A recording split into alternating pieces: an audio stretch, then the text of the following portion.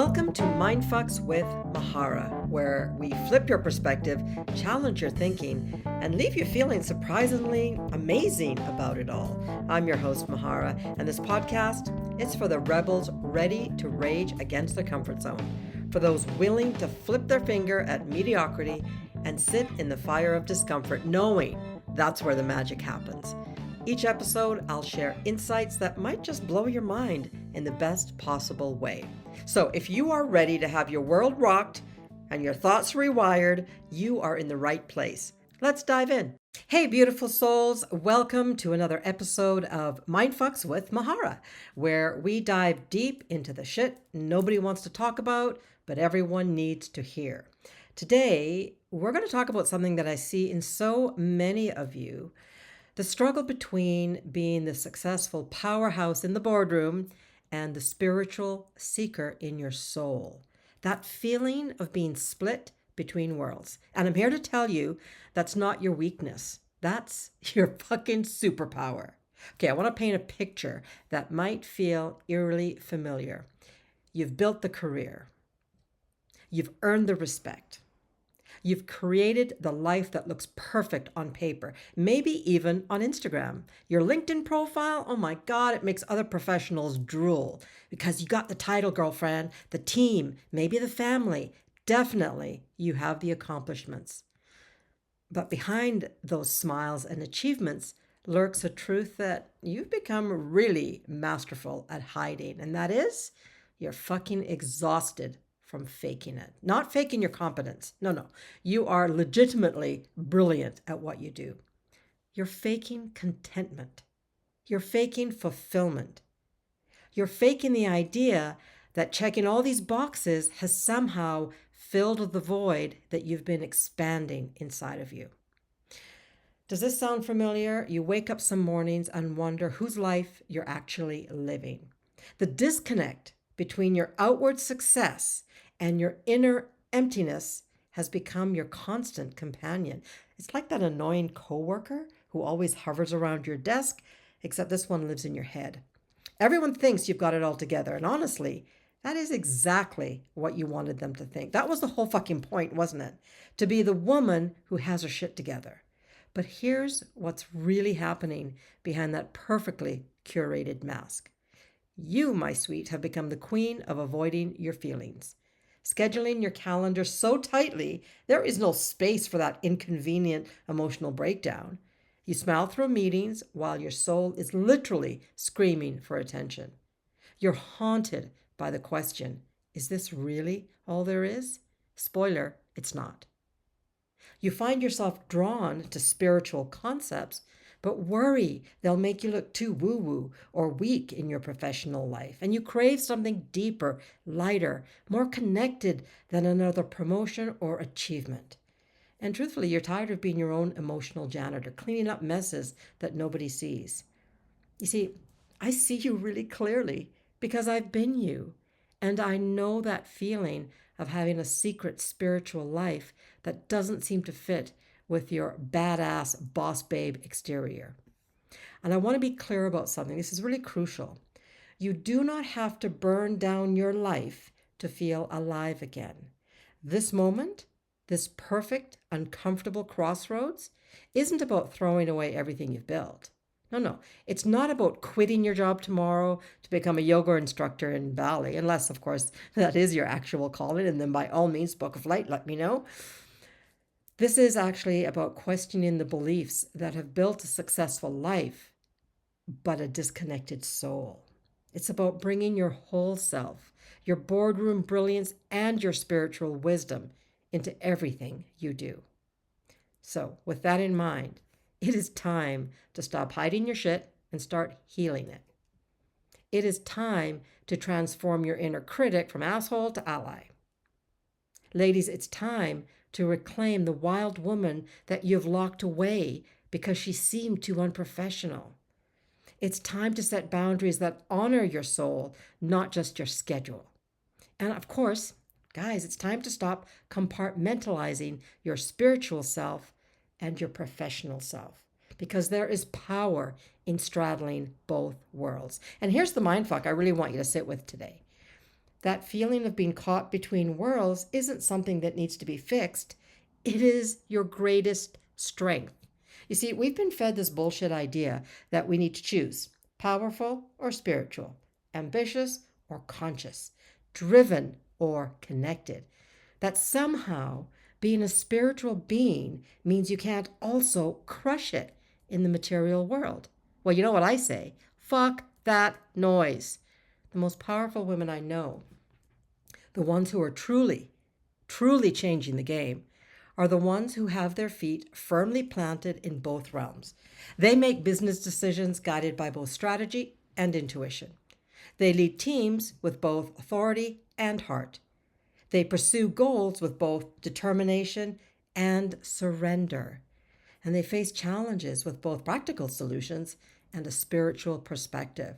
You see, having feet in both worlds means you have access to tools that most people don't, right? You can draw from the well of spiritual wisdom while navigating the practical realities of modern life. You can bring consciousness to spaces that desperately need it without losing your edge. And I need you to know why I understand this dance so well. You see, I know we're spiritual beings having a human existence. I also know that connection with yourself, with others, and with something greater creates the meaning that success alone never will. My feet are firmly planted in both realms too. The spiritual world where your soul speaks its truth, and the practical world where you've built your success. I bring almost 60 years of life experience studying, living, laughing, fucking up, feeling incredible highs and devastating lows. I've walked the path of the successful career woman who woke up one day realizing that she'd created a life that looked right but felt wrong. I've sat in meditation retreats and corporate boardrooms, sometimes even on the same day. I have cried in bathroom stalls between meetings and then gone right back into that room and delivered a phenomenal presentation. I have questioned almost every choice I've ever made and then found the courage to make new ones without torching my entire existence. And the most profound lesson I've learned, are you listening, ladies? The magic happens in the integration, not in the separation. This isn't about perfection, it's about wholeness.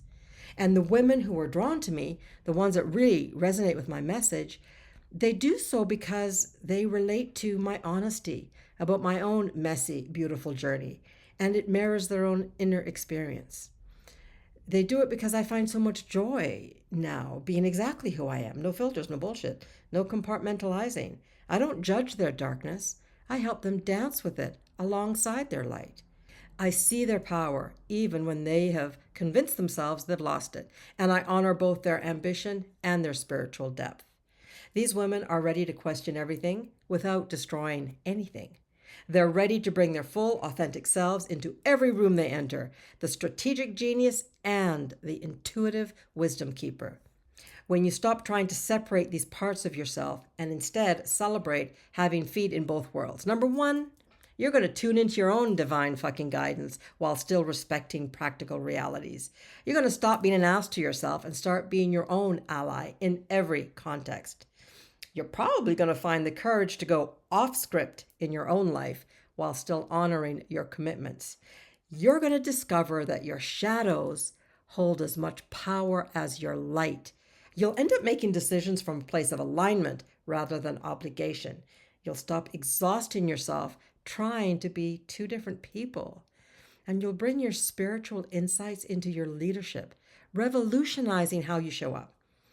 You'll create success that feels meaningful, not just impressive. So I want to give you some tangible examples of what integration actually looks like in action in the real world. So here's an idea. Start your workday with intention setting.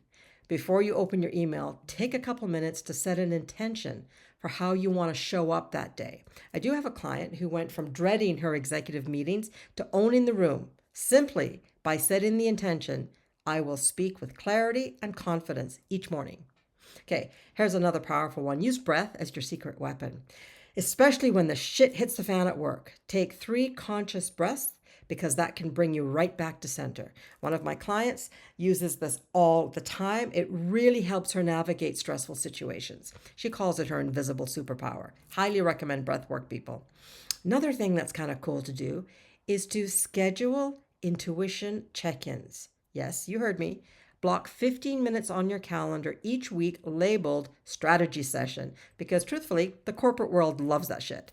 But use it to check in with your intuition about key decisions, right? Great habit to get into. Create physical anchors. This is tried and true. So keep a small crystal in your pocket or wear some jewelry that reminds you of your spiritual practice.